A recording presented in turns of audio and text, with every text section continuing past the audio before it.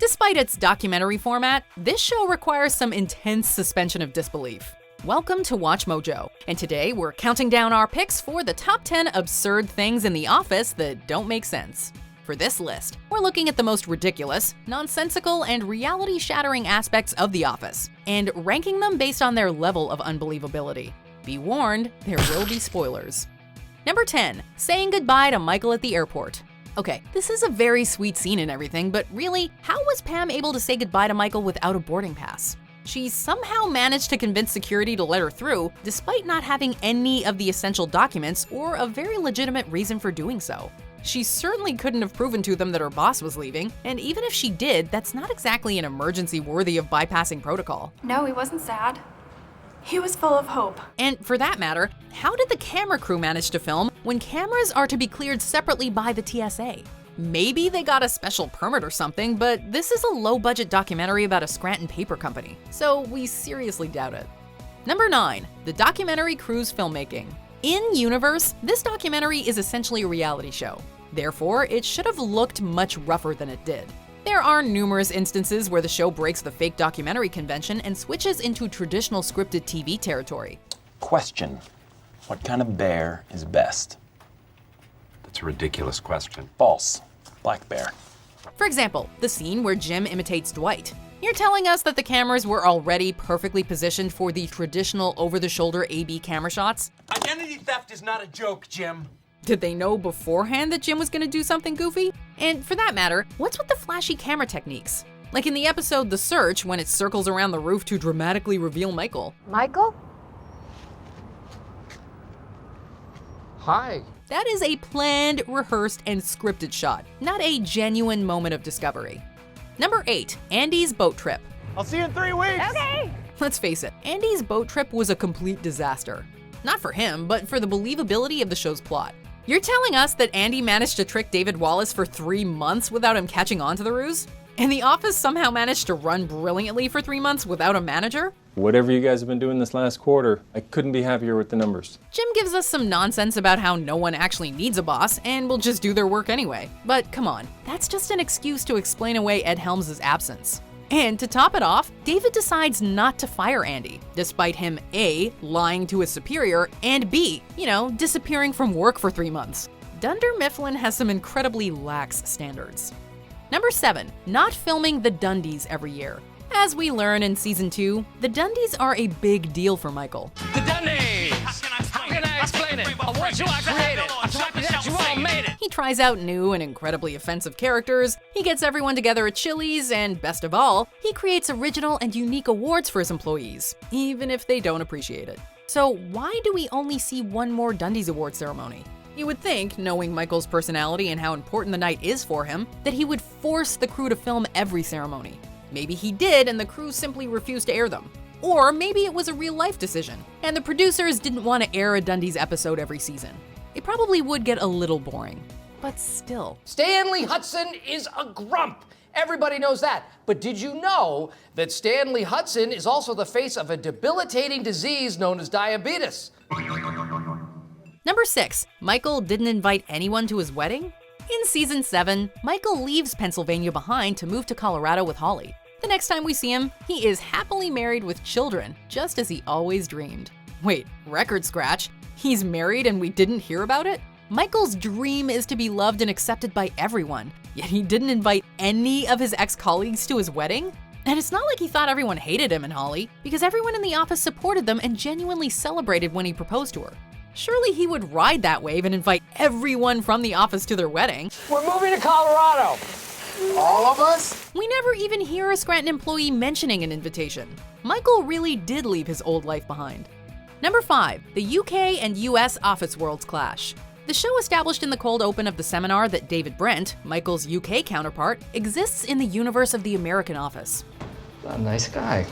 This opens a huge can of worms. This means that 2 paper companies hosted a documentary crew. They both have similar employees who acted alike. These employees had the same jobs as their counterparts, and many were involved in the exact same predicaments and situations with each other. For example, the Jim Dwight / Tim Gareth rivalry and the Jim Pam Roy, Tim Don Lee love triangle. Not to mention, the American pilot is an almost word-for-word and shot-for-shot recreation of the respective British episode.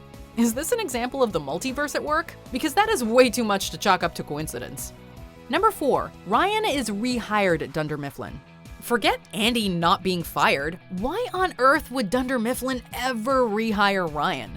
At the end of season 4, Ryan is both fired and arrested for defrauding the company. The real crime, I think, was the beard. That really should have been it for his life in the corporate world. Luckily, Ryan is let off with community service, and Michael rehires Ryan as the Scranton branch receptionist. Fire the guy. And what, the higher-ups at Dunder Mifflin had absolutely no problem with this decision? The same man who committed fraud against the company is allowed back with very little trouble. We said it before, but we will say it again. Dunder Mifflin has some incredibly lax standards. Number 3. Jim is never reprimanded. It's weird that Stanley gets officially reprimanded for yelling at Michael, yet no one cares that Jim is constantly harassing Dwight. Jim has posted Dwight's resume online without his consent, moved his desk to the bathroom, manipulated his computer with a macro, and thrown a snowball directly at his face inside the office. Realistically, all of these would likely end in a stern talking to, if not outright termination. Even when Dwight approaches Toby with legitimate complaints, Toby simply ignores them and lies to Dwight about sending the complaints to corporate. 4 years of malfeasance unreported. This Okay, cannot stand. calm down. No, you calm down. Yet he tells Michael to discipline Stanley for raising his voice. Now those are some messed up priorities. You can't talk to me that way in this office. You just can't. Number 2, how on earth is Kevin an accountant? The thing about Flanderization is that it often opens up a lot of glaring plot holes. In the early seasons, Kevin was a little dull and boring, but he never seemed overtly stupid. They do let me shred the company documents, and that is really all I need. You can even see a college diploma hanging in his workspace, indicating that he is intelligent and good with numbers. What do you do? I do the numbers. Oh, good for you. Of course, we later find out throughout the series that he is not good with numbers, and we start to question how he even functions in everyday life. We also discovered that he originally applied to work in the warehouse, but Michael put him in accounting based on a hunch. I just sort of had a feeling about him. How he managed to last 9+ years at Dunder Mifflin is beyond us. Am I the only one who ever wondered why Jan was ever with Michael? Or vice versa, I guess. It's no wonder we ranked a whole list because there are a lot of things on this show that make no sense whatsoever. But what do you think makes the least sense? I have to admit I agree with this one. So let's watch through some honorable or dishonorable mentions, and then we shall find out. I was going to quit, but Jan offered me a 3-month paid vacation and a company car. All I had to do was sign something saying I won't sue. Gil and I are going to Europe. Kids, sometimes it pays to be gay. I would like to introduce you to Mr. Danny Cordray. He is going to be joining us as our new traveling salesman. Say hello to Danny. I don't think you would have shown up to work nearly an hour late for no reason. Oh, I assure you I would have done. I did. And I will keep doing it. Use this surge of fear and adrenaline to sharpen your decision making. Okay, I am not dying here. Do you mind if we share this bail? Sure. There's no charge to sit on the hay, is there? Probably.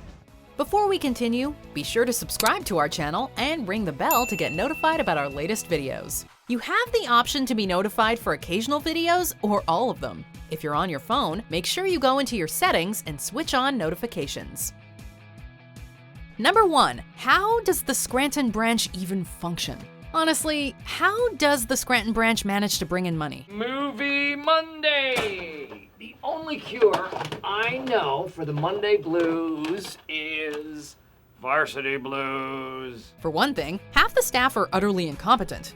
Michael is a terrible manager and should have been demoted long ago. Ryan, Pam, and Andy all suck at sales. Creed is deranged and doesn't seem to know where he is half the time. Meredith and Creed operate on a whole other level, and Kevin, well, he's Kevin. You ought to know. Those who aren't incompetent are lazy and unmotivated, including Phyllis and Stanley, who never seems to do anything but his crossword puzzles. There are only a handful of employees who apparently do any serious work, including Dwight, Jim sometimes, and Angela.